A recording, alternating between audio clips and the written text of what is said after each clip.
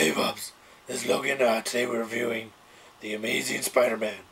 If you haven't seen it yet, go check it out. For all you Tobey Maguire fans and who like the first three movies, this one takes that movie and blows it out of the water. Um, I was skeptical on the CGI for the lizard. Basically, the CGI was definitely better than it was in the trailer, but still, it doesn't. It's still not as good as it should have been. Maybe I'm setting my sights a little too high for what they could have done, but I know they could have done better. But other than that, other than the CGI factor, the movie was solid. Acting by Andrew Garfield was amazing. He did a really good job. Emma Thompson, I was kind of surprised. I didn't think she would be able to do it, but she did a great job. The costumes for Gwen Stacy, they had a couple of costumes that were exactly like how they had her pictured in the comics, with her short little mini skirts or knee-high boots and everything. It was pretty much almost exactly what they had in the comics. Of course, the costume for Spider-Man was definitely changed up, but it was definitely a nice improvement. But still, I like the classic Tobey Maguire one, but it's still definitely not bad to look at. The visuals on how they had Spider-Man swinging and the POV of him swinging, basically they gave you a shot of what it looked like to be swinging from his point of view and other points of views. It was very innovative and definitely an amazing way they was done. Music was pretty cool on how they had the music overlaid. Kurt Connors, the actor that got to play him, can't pronounce his name, but he did a really good job. He's a really good actor, solid actor. He hasn't done that many films here in the United States. He's a British actor, and he's done a few. He was in Formula 51 with Samuel L. Jackson. He was in Harry Potter for you Harry Potter fans. He played Luna's father. He's been in a few other films, but yeah, he's not been in any, that many American films.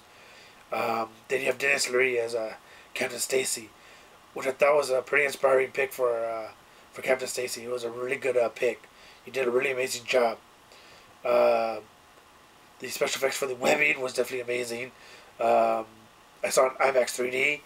The 3D effects, amazing. It was definitely worth watching in 3D. Check it out in 3D. You will not be disappointed. Some of the shots they had for it, when he jumps off the edge of the building and falling down. And I'm like, I was pretty amazed on how well it looked. And in 3D it was pretty awesome, because you're sitting there like, God, you're falling, and then finally he pulls up with the web. But yeah, it's an amazing shot.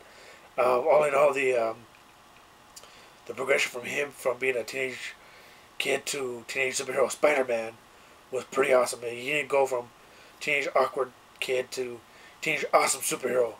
He was still finding his stride as a hero, and of course, being what all kids do, they don't know everything. They jump around and do whatever they think it looks cool. And basically, he didn't start webbing all of a sudden, automatically know how to web and how to swing and how to look cool. And in this one, they actually show him when he webs, he still needs some time to get used to it. There's that factor. There's the fact that, he's not used to his abilities yet. They had a little fun with that in the beginning.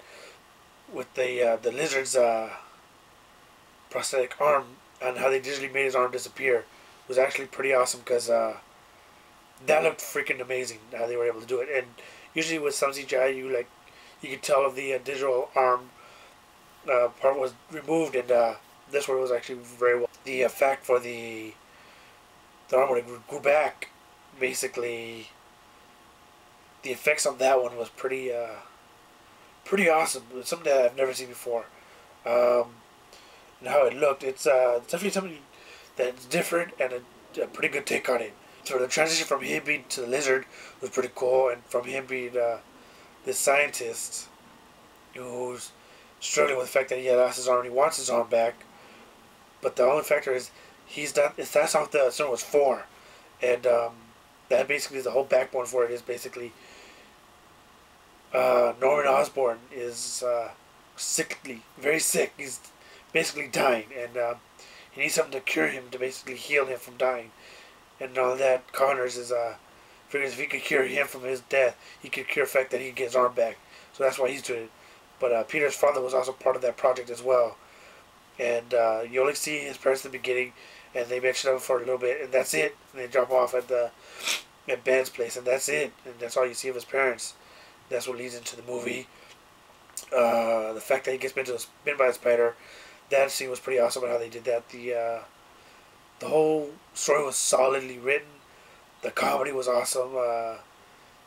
The tones of Spider-Man's playfulness and foolishness when he's in the Spider-Man costume was there. The fight scene between him and the Lizard, I would say either on par with the fight scene between Spider-Man 2's Octopus and Spider-Man, or maybe even better than that. You guys be the judge of it.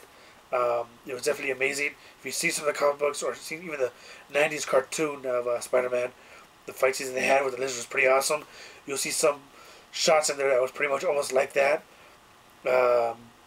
In this movie, he got beat up a lot more than he did in the first Spider-Man, and that basically, this one was a little bit more realistic on his ass whooping and worth watching.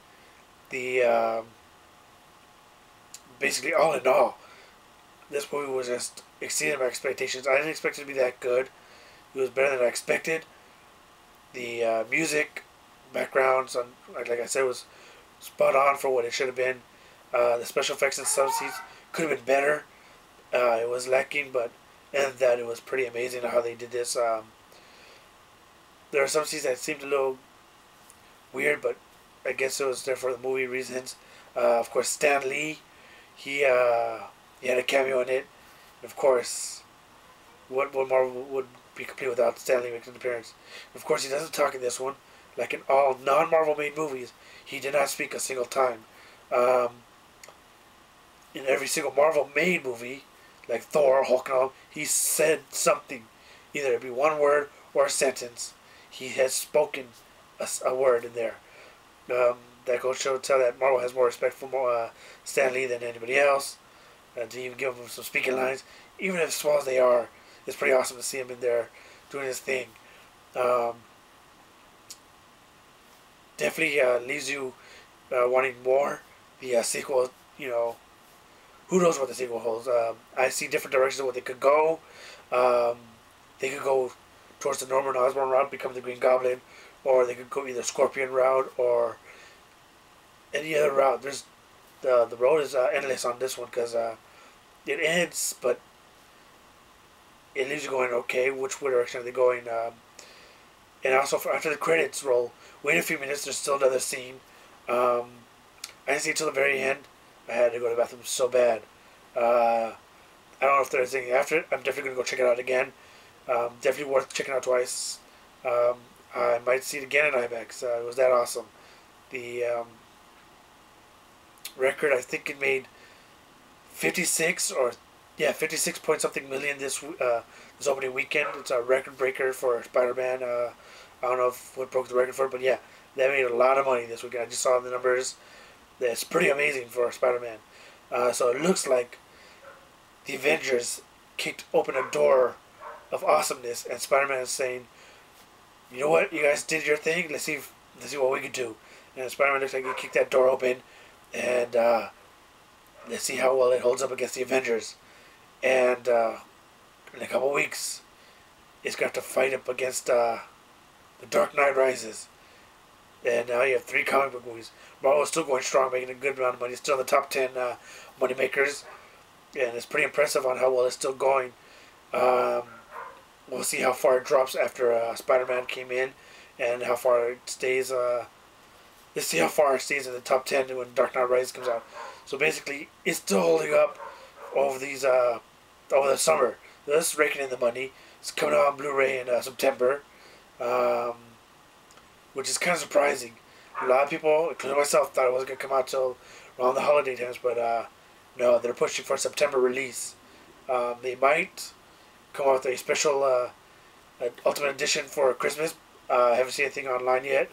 I'll give you guys posted about that. So next up will be the Dark Knight review. We'll see what else comes up in between. If anything does, watch that and I'll review it. And no gaming news, no nothing yet. And I'll set a link for people who want to go up to find out other gaming news. I'll link you up to another person It's Press Heart to Continue, hosted by Dodger, and you can watch her show. And also subscribe, like if you like it, leave a comment, and I'll get back to you guys within a week or so with some more Max Payne, and then after that, definitely The Dark Knight Rises. Alright, guys, keep you guys posted.